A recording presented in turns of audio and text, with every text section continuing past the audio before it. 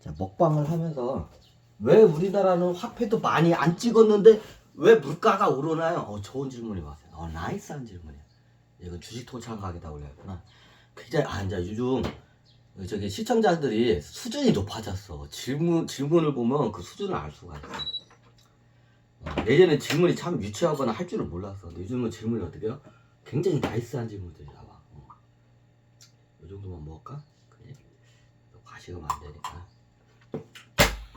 요거는 쌓고. 참 나이스한 질문이었어 이게. 아주 나이스한 질문. 우리나라는 왜 화폐도 많이 안 찍었는데 왜 물가가 이렇게 청정부지로 올라요? 왜요? 나이스한 질문이야. 우리나라 화폐 정책을 잘하는 나라예요 시대적으로. 예전에 IMF 때 세게 두드려 맞아가지고 그때 어떻게요? 예방 주사를 확실히 맞았어. 그래가지고 어떻게 이걸 환율 정책 같은 걸 잘해요 우리나라 같아요. 근데 우리나라 같은 경우에는 화폐를 많이 안 채우고 잘했는데 우리나라 같은 경우에는 어떻게 봐요? 아킬레스건이 있어요. 자, 우리나라는 어떻게 수출로 먹고 사는 나라예요. 수출이 끊기면 어떻게 돼요? 나라 경제가 실업률이 넘치고 어떻게 해요? 나라 경제가 어떻게 해요? 파탄이 일어나요. 우리나라 경제는 그렇게 돼 있어요 지금. 천신들이 그렇게 만들어놨어. 자, 우리나라 경제가 왜 그런 식으로 왜 됐냐? 예전에 그랬냐? 조선시대 때는 폐쇄 국가였어 우리나라가. 어떻게 문을 닫아갔죠. 이거 무슨 국가라고 하죠? 그걸 갖다가 저기 뭐냐? 이 항구를 닫는 거를 까먹었다 하여튼. 저기 예전에 세국 정책을 세국 정책. 예전에 조선이랑 나는 세국 정책을 했어요. 수출도 하는 것도 없고 수입도 하는 것도 없어요. 중국하고 관무역이나 특정 품목이나 좀 이렇게 수출 수입을 했었어요. 고려시대 때는 완전 상인의 나라였어요. 고려 왕씨가 원래 상인가 집안이에요. 예전에 고려 왕씨들이 어떻게 해요? 왕이 안 되고 이렇게 하면 상인으로 많이 이게 돼요. 대상인 상단을 꾸렸어요 예전에 고려 왕씨 왕씨 그 왕족 사람들이. 근데 조선어는 상인을 갖다가 천대시하죠. 자, 왜 천대시하냐? 여러 가지. 근데 큰 이유가 뭐냐면 고려라는 그 왕족이 어떻게 다시 부활하는 걸 막기 위해서 상인들을 갖다가 어떻게 돼요? 천대시한 거예요. 이게 조선이란 나라예요. 왜? 왕건 때 그 왕건 집안이 그 전부터 장사건 집안이야. 대상인 집안이에요 그 집안이. 요건 역사적으로 다 있죠. 그러니까 나중에 왕자들 갖다가 저기 공부를 시킬 때 어떻게 장사로 해서 세상 공부를 시켜요.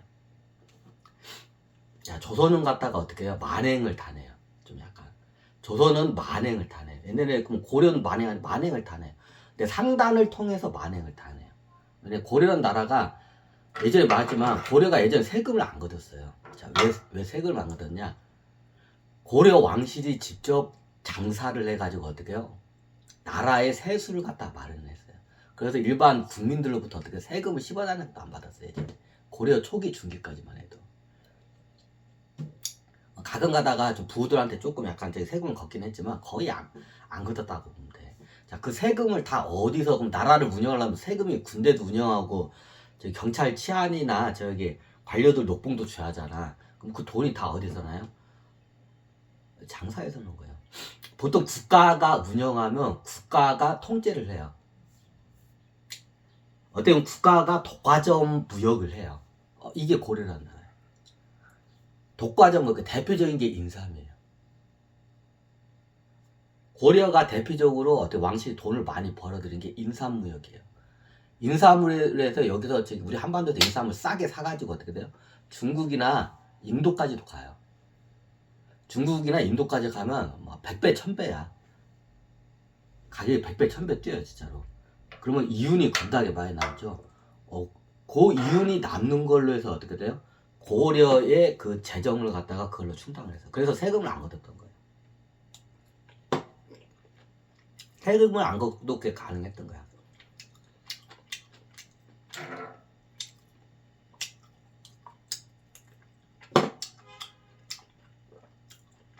왜 그냐?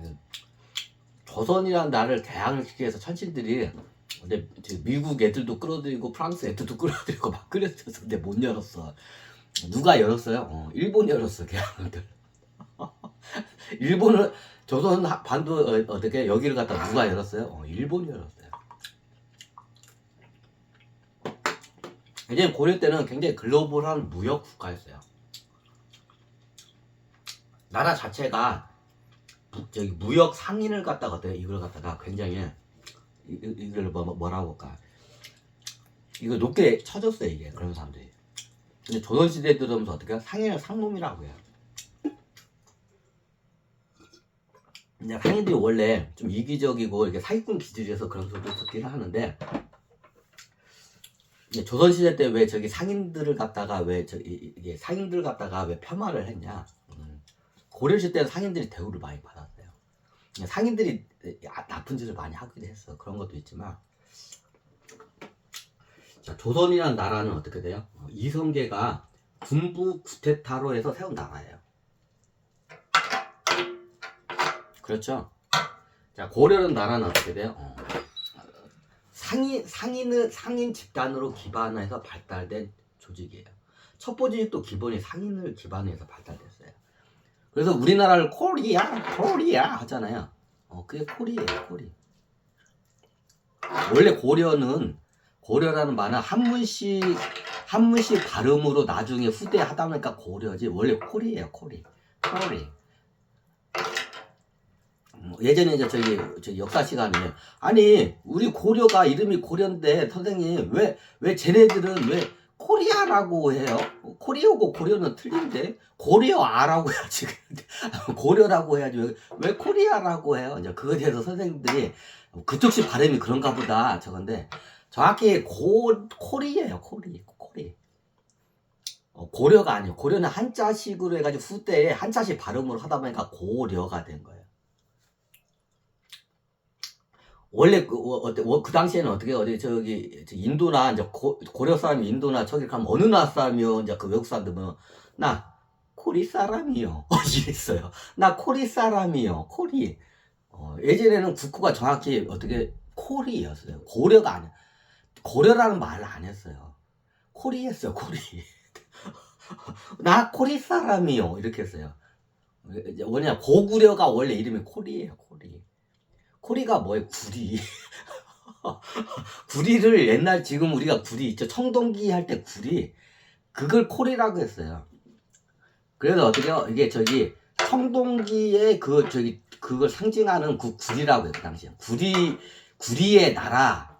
구리의 나라라고 해가지고 어때? 코리라고 했어요. 고구려가 원래 어때? 코리예요. 후대에 고려라고 하면 이상하고 옛꽃자를 붙였어. 고려에다가. 자, 원래 고구려가 코리예요. 뭐다가 여기까지 왔죠. 이게 설명을 하면 장대하게 이게 역사까지 다 들어가야 돼요.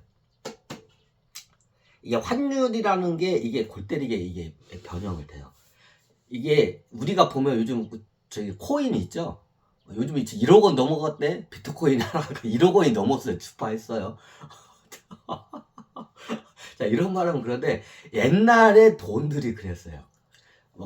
돈의 가치가 둘쭉달쭉 했어요. 지금은 이걸 환율 정책을 해서 돈의 가치를 갖다가 어떻게 해요? 좀 둘쭉날쭉 가치가 올라갔다 내렸다 올라갔대요. 근데 어디 가치가 궁극적으로 떨어져 계속 저거니까. 근데 예전에는 어떻게 했냐? 돈의 가치가 둘쭉날쭉. 그럼 돈이라는 게 뭐냐? 자, 우리 한반도 쪽에서는 그 지방 시장에서 통용되는 거는 쌀이나 보리 같은 이런 곡물이고, 그 다음에 먼 지역까지 가려면 좀 비싸면서도 적어야 돼. 그럼 소금이야. 근데 이게 해외까지 멀리 가면 소금 가지고 가면 어떡해? 비 맞으면 물에 다 녹겠죠. 근데 소금은 가져갈 수가 없어. 그러면 그렇다고 곡식을 가져갈 수는 없잖아. 가다가 다 먹고 다 소진이 돼. 무역을 하면. 무역하는 사람들이 그러면 무역하는 사람들끼리 공통적으로 통용되는 돈이 있어야 돼요. 뭔가가 있어야 돼요. 자, 쌀을 짊어지고 쌀로 해가지고 이거 거래를 해봐. 어떻게 나중에 쌀로 해가지고 배가 이게 쓰러져 이게. 쌀이나 곡식은 그게 안 돼. 썩기도 하고 이게 가치에 비해서 부피나 무게가 너무 많아. 두 번째가 소금이에요. 가까운 지역까지는 소금이 화폐 같아요. 왜? 가격이 비싸면서 적어. 근데 소금의 약점이 아킬레스건은 뭐예요? 녹아요. 비 맞으면 어떻게 돼요? 자, 상단이 여기 상단 꼬가다인데 저기 소금 푸대에 갔는데 비가 내려. 그럼 그 소금 푸대 안으로 예전에 뭐 방수 기술도 별로니까 소금 푸대로 어떻게 비가 맞으면 소금이 어떻게 돼요? 녹아 내리죠. 그러니까 멀리까지 가져갈 수 있는 저기 돈의 가치로서가 소금도 이게 안 돼. 그럼 뭐예요? 자, 가치가 손상되지 않고 그 가치가 희귀해서 어떻게 해요? 저기 부피와 무게가 적어야 돼. 그리고 세계적으로 다 어떻게 귀하게 여겨야 돼. 어느 나라든 동서고금을 박람하고. 그게 뭐예요? 금이에요. 은도 있잖아요. 은은 가치에 비해서 무게가 많이 나가요.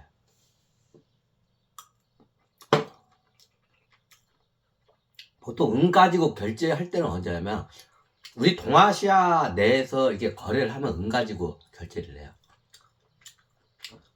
예를 들면 저기 은을 갖다가 저기까지 가져가잖아. 저기 인도나 거기까지 가져가나요.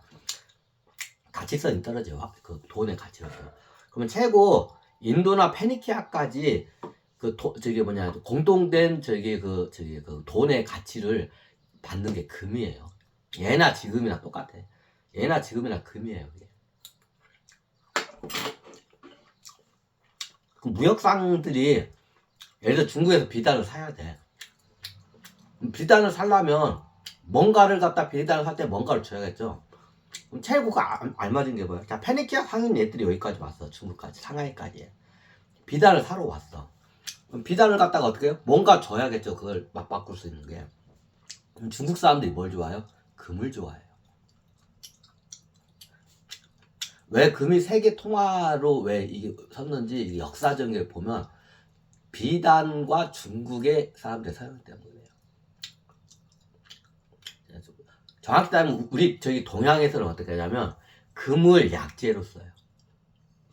자, 서양에서는 금을 약재로 안 쓰죠. 예전에 우리 환 같은 거 하면 환 옆에다가 금박지를 막 싸가지고 그걸 먹어요. 그럼 어떻게 해요? 이게 똥으로 가서 이게 저걸 하잖아. 그럼 서양 갖다 금을 장식재나 이게 돈으로 써요. 쉽게 말하면 소모가 안 돼요. 금은 서양은.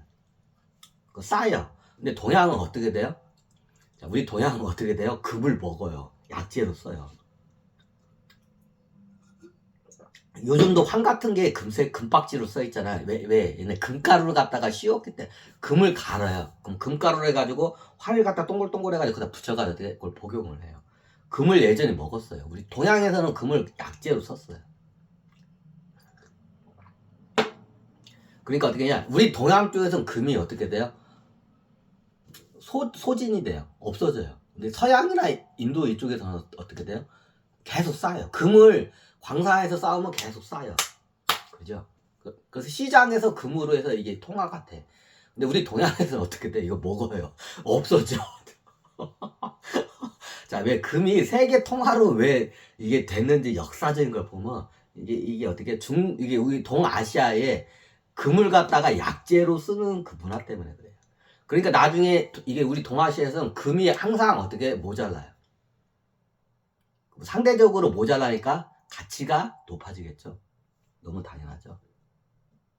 상대적 금의 가치가 높아져. 왜? 계속 금을 갖다가 어떻게 해요? 먹으니까 없어져. 우리 동양에서는 여기 중국하고 우리 저기 일본도 있나? 일본은 없을 거야 아마. 있나 없나? 잘 기억이 못 나. 우리나라하고 중국 쪽은 어떻게 해요? 예부터 금은 어떻게 약재로 써요. 환으로 해가지고 먹어요. 그러니까 먹어서 없어져 이게. 아니 똥이다 이렇게 해가지고 또 그렇게까지는 안 치게. 야 더럽게 똥 나온 것 같다. 그걸 또 어떡하냐. 금을 가루로 먹어요. 이게 덩어리로 먹는 게 아니라. 만약에 이게 덩어리로 먹으면 똥으로 나오니까 주스면 돼요. 근데 금을 가루로 먹어. 왜? 가루로 했을 때 어떻게 약효가 있어요.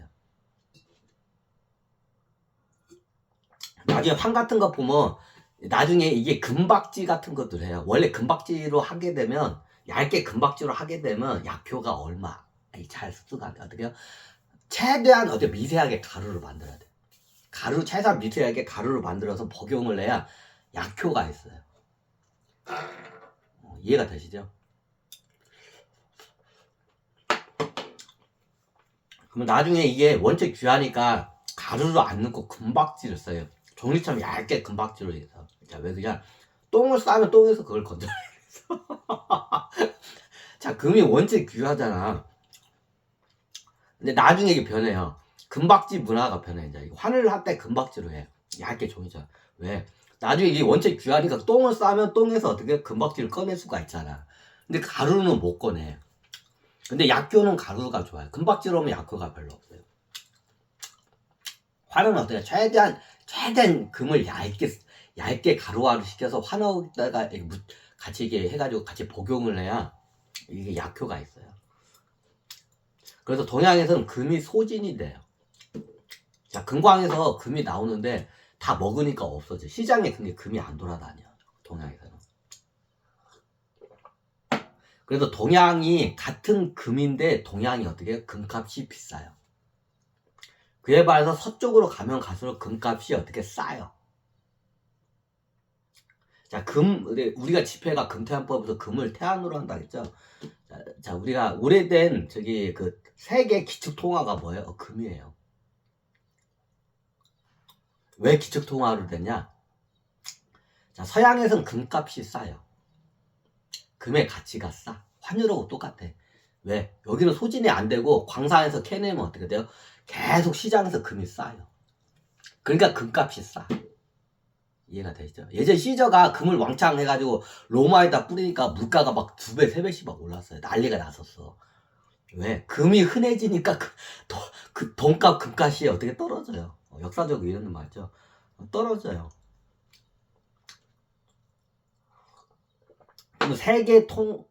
예전에는 세계의 기축통화가 금이었어요. 자, 은은 기축통화라서 가치성이 떨어져. 은은 안 먹나요? 은을 약재로 쓰나? 약재로 쓴다는 소리를 못 들은 것 같은데, 은은. 잘 모르겠어요.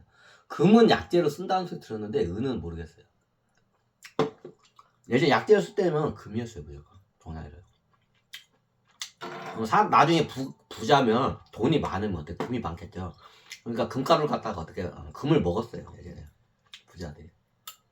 왜 하냐고. 진주황 먹었나요? 겁나게 처먹었지, 진주황. 진주황 겁나게. 아마 자기 그 무게보다도 훨씬 더 많은 몇 배 무게의 금을 갖다 먹었어요, 그 진주황. 그 당시에. 겁나게 처먹었어. 네, 옛날에 왜 금이 세계 기축 통화로 왜 이게 올라섰는지를 보면,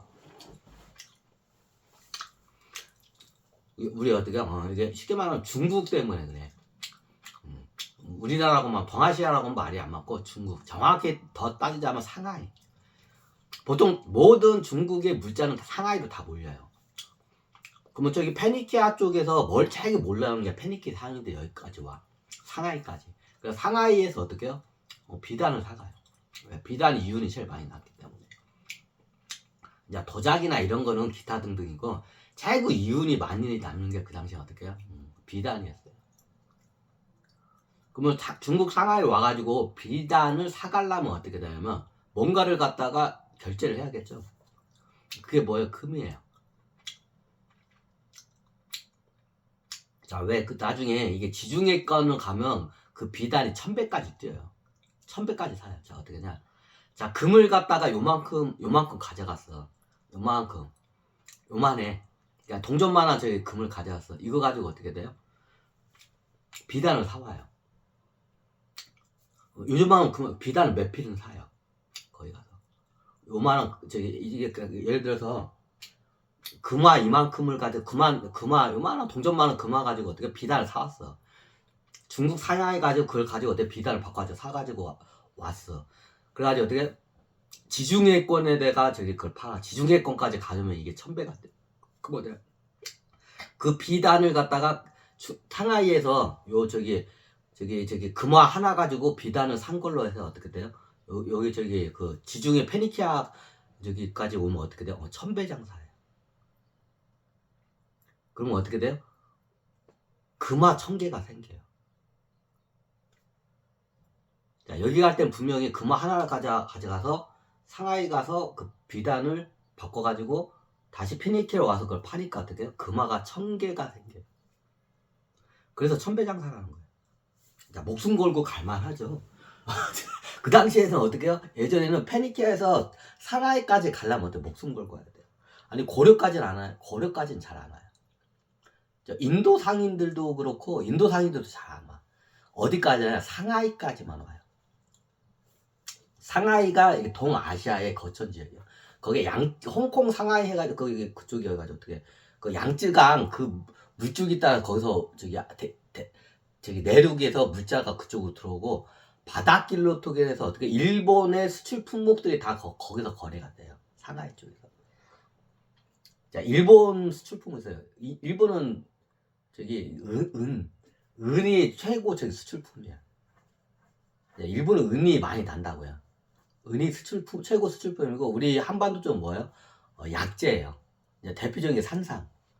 약재가 대표적인 수출품이에요.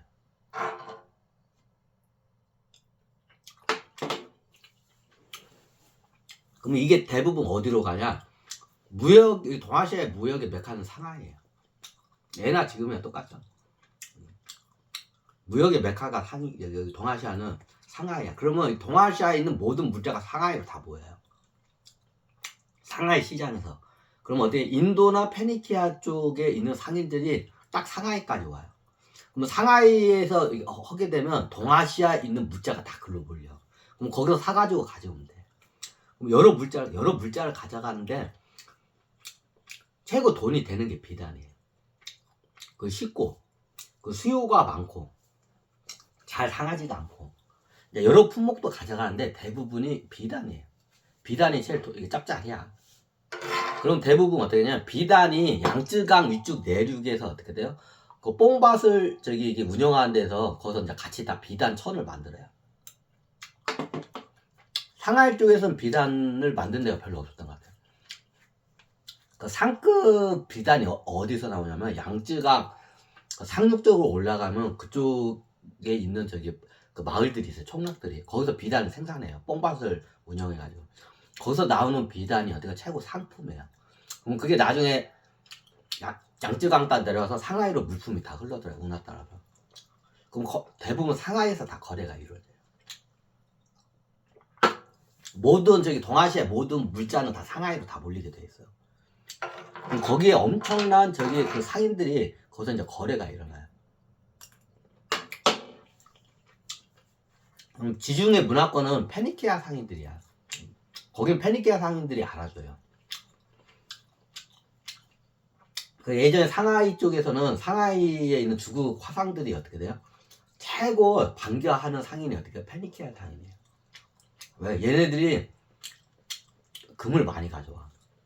그리고 후하게 치고 가져가요. 아, 왜 그냥 비단도 질이 있어요. 상품질이 비싸. 자, 비단도 상품, 중품, 하품이 있어요. 그죠? 그러면 페니키아 애들이 대부분 사는 게 상품을 사가요. 얘네들은. 왜? 페니키아 이 지중해 가면 비단을 걸치는 애들이 거의 왕족, 귀족도 비단을 못 걸쳤어요. 자, 이집트로도 넘어가고 지중해 문화권을 어떻게 돼요? 비단이 다 흘러들어가요.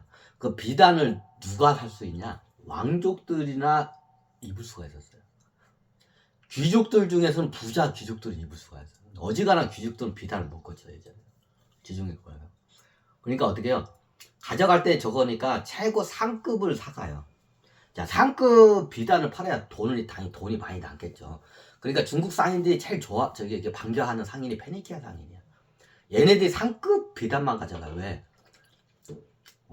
대부분 왕족들이 그한테 팔 거기 때문에.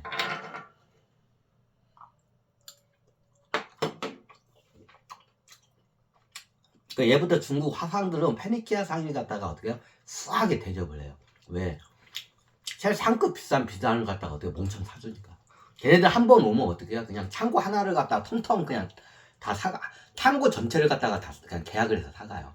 찔끔찔끔 안 사가. 페니키아 상인들 한 번 와. 그러면 얘들은 창고 하나를 갖다가 그냥 통째로 계약해서 사가요. 자, 이보다 좋은 고객이 세상에 어딨어. 제일 비싼 상급 비단에다가 어떻게 그걸 창고 단위로 계약을 해. 얘네들 기본이. 이 창고 얼마 하면 이거 금을 딱 내놔. 대충 딱 이게 주머니에다 딱 이게 딱 퍼가지고 딱 이게 탁자에다 내놔. 이게 금화를 갖다 딱 내놓으면 이제 중국 상인들 이제 눈깔 이만 이제 금땡이가 이렇게 나오니까 그러면 어떡해요? 창고 단위로 거래를 해버려요 그냥. 이게 완전히 큰 손이죠. 패닉한 상인들이. 자, 이게 왜 가능하냐? 지중해 문화권에서는 금이 흔해요. 금의 가치가 낮아요. 자, 그걸 상대적으로 이제 제가 할게요. 자, 쌀 한 가마를 할게요. 쌀 한 가마를 할게요. 그냥 우리나라 사람 밀이라고 하자고. 그래, 밀로 합시다. 자, 밀 한 가마를 합시다. 밀 얼마? 밀 1톤? 오케이. 1톤으로 합시다. 자, 밀 1톤을 갖다가 살려면 저기 지중해 문화권도 다 틀려요. 밀 같은 게 여기 그리스 쪽이나 이태리 반도가 싸요. 밀이. 이태리 반도 쪽이 싸요. 이태리 반도 쪽 밀이. 흔하게 이게 이러니까 그리스 반도나 이태리 반도. 그럼 거기서는 어떻게 해요? 그냥 쉽게 말해서 500원짜리만한 500원짜리 있나? 아이고.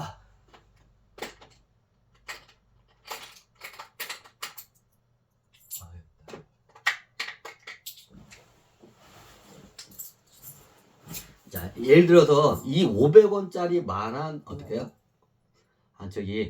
이 동전만한 금화가 있어. 이 500원짜리만.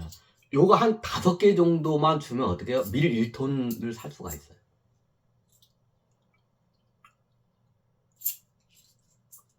자, 그리스 반도에서. 자, 이게 설명을 드릴게요. 자, 이게 환율이 어떻게 발생하는지. 자, 옛날 그리스 반도에서는 밀이 많이 생산이 돼요. 싸, 거기가. 그러니까 거기 가면 또 금은 밀도 싸지만 금값이 상대적으로 싸. 흔해. 왜? 여기 사람들은 금을 안 먹어. 금값이 상대적으로 굉장히 싸. 이쪽은. 이제 세계 이제 동서양을 막론해서 거기가 싸. 그러면 이 500원짜리만 동전 한 5개로 해가지고 1톤, 약 1톤 분량의 밀을 살 수가 있어요. 5개 정도로. 뭐 중국으로 오게 되면 어떻게 해요? 자, 1톤 분량의 밀을 중국에서 살라고 해봐. 금화 5개 가지고 살 수 있나요? 못 사요. 네, 상대적으로 금값이 어떻게 해요? 비싸구나. 금값이 비싸기 때문에. 그럼 어떻게 되나? 1톤짜리 밀을 갖다가 어떻게 해요? 이거 금화 하나만 있으면 1톤짜리 밀을 사요. 야, 감이 좀 오시나요? 상대적으로 금값이 밀을 기준으로 보니까 어떻게 돼요? 밀이 훨씬 싸죠. 저기 그리스 쪽이 그냥 5분의 1 값밖에 안 돼. 자, 밀을 1톤을 살려면 이 500원만 이 동전만한 게 어떻게 해요? 5개가 필요해. 근데 중국에 가니까 어떻게 돼요? 한 개만 있어도 어떻게 밀 1톤을 살 수가 있어요. 자, 이 말은 어떻게 상대적으로 여기 그리스 쪽이나 이쪽이 어떻게 해요? 이 금값이 싸. 금화값이 싸. 이제 이해가 되시죠?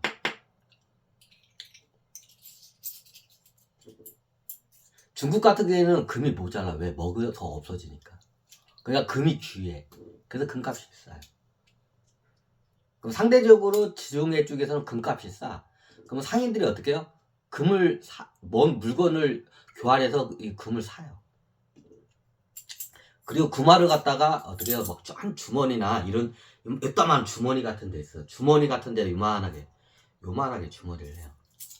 우리가 가끔 가다 보면 이게 막대기 끝에다가 이런 이만한 주머니 이렇게 여행자들이 가는 그런 장면들이 있잖아요. 딱 고만한 거야.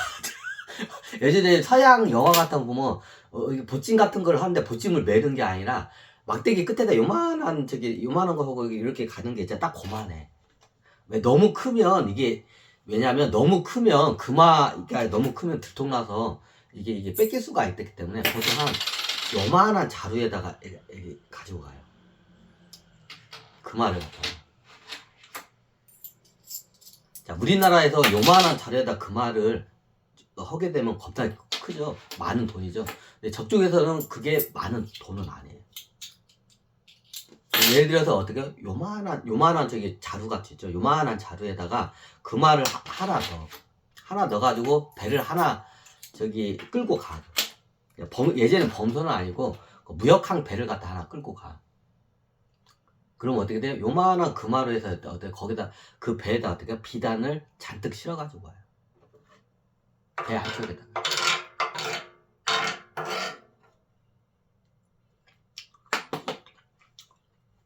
딱 요만한 주머니야. 요만한 저기 그 보재기 주머니에다가 어떻게 해요? 금화를 넣으면 배 한 척을 갖다가 어떻게 해요? 무역선 배 한 척에다가 어떻게 비단을 갖다가 꽉 채워가지고 올 수가 있어요. 그것도 상급 비단으로.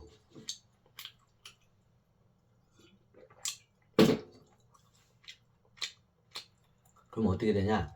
자, 요만했던 금화가 가지고 상하이에서 비단을 사가지고 그걸 갔어. 그럼 비용 같은 게 발생하겠죠. 그럼 비용이 한 저기 많이 들어야 한 10%도 안 돼. 그냥 거기서 그러면 비용을 빼면 그게 순이익이죠. 자, 투자금이 얼마예요? 금화 이만큼이야. 요만한 요게 어떻게 해요? 제 투자금이야. 그럼 거기서 배도 사야 하고 빌리고 배값은 싸요. 상대적으로. 배를 빌려가지고 여기까지 와가지고 이게 선원들 먹이고 월급 주고 하고 뭐 하고 비용이 들고 배값도 들고 그러겠죠. 그리고 그거 갖다가 여기서 이제 저기 바꿔가지고 이제 저기 비단을 실어가지고 했어. 그랬더니 요만한 자루가 얼만큼 늘어났어요? 딱 1000개가 생겼어. 예를 들어서 페니키아에서 이렇게 그리스라고 해요. 정확히 그래. 페니키아까지는 1000배가 안 돼. 이태리 반도까지 가야 1000배를 먹어요. 거기가 왜 주중에서 한번 가야기 때문에 최고 마진이 높은 그 저기 해상 루트가 상하이에서 이태리까지 가가지고 팔아먹는 게 최고 저기 어디 마진이 제일 높아. 그게 1000배 마진이에요. 1000배 마진. 옛날 이태리 베네치아에서 어떻게 돼요? 저기 뭐냐 중국 상하이까지 어떻게 해요? 요만한 저기 자루에다가 그 금화를 이렇게 넣고 가가지고 어떻게 해요? 그 금화로 해가지고 비단을 사면 어떻게 해요? 배 한 척을 가득 채워요. 그것도 상급 비단으로. 이제 그걸 타고 어떻게 돼요? 저기 이제 태평양을 건너 인도양을 건너서 어떻게 해요? 저기 그 내륙 또 시나이반도가 아니라 홍해 쪽으로 보통 무슨 저기 사우디아라비아 이쪽으로 해가지고 한대죠. 그쪽으로 해서 이제 사망이니까 낙타를 그 비단을 실어가지고 다시 이제 지중해 항구로 가요. 그럼 항구에서 다시 배를 저기 빌려가지고 어떻게 해요? 이제 이태리까지 들어가. 그럼 그에 따른 선원이나 여러 가지 배나 낙타나 뭐 이런 비용이 들어가겠죠. 당연히 들어가겠죠, 비용이. 자, 비용이 들어가게 되면 거기서 어떻게 여기서 어떻게 10%도 안 돼요, 실질적으로. 자, 매출이 일어났어. 자, 투자금은 얼마예요? 금덩이 이만큼이야. 금화 주머니 이만큼이야. 이게 투자금이야, 실질적으로. 근데 나중에 이걸 갖다가 상하이에서 그거를 비단을 바꿔서 이태리 베네치아에다 딱 거기서 팔면 어떻게 1000배예요. 이태리 베네치아에다 팔면 1000배를 받아요. 그럼 어떻게 저기 금화 주머니가 어떻게 해요? 1000개가 생기는 거야. 자, 떠날 때는 이게 1개 가지고 떠났는데 와가지고 이제 비단을 파니까 어떻게 해요? 금화가 이만한 주머니가 1000개가 생기는 거야. 떼부자가 되죠. 한 번 갔다 오면 어떻게 해요? 저기 팔자를 고친다는 소리가 괜해요. 한 번 갔다 오면 팔자를 고쳐. 여러 번 갔다 온 것도 아니고 딱 한 번만 갔다 와도 팔자를 고쳤어요, 이제는. 그러니까 목숨 걸고 가는 거야. 목숨 걸고 갈만하죠. 천배장사 하니까. 그러면 금화가 이만큼이었는데 1000개가 되면 그 중에 이제 1000개가 되면 그 중에 약 한 100개 정도는 이제 비용으로 빠져요. 이제 경호원도 고용을 해야 하고 하니까 그럼 나중에 어떻게 되면 1000배가 남는데 거기서 비용을 빼면 900배 이상은 남아요. 그래서 1000배 장사라는 거예요. 자, 이게 요즘 인플레이를 이해하려면 과거의 역사를 보면 이게 대략적으로 자, 예전에는 세계적으로 통용되는 게 기축통화 뭐예요? 금이었어요. 얘는 은인, 얘는 그냥 주하고. 예전에 세계에 통화되는 기축통화 뭐였어요? 배가 고프네 더. 요거 좀 먹어야겠다. 강의를 하면서 저걸 하네. 한번 끊고 하자고 그냥.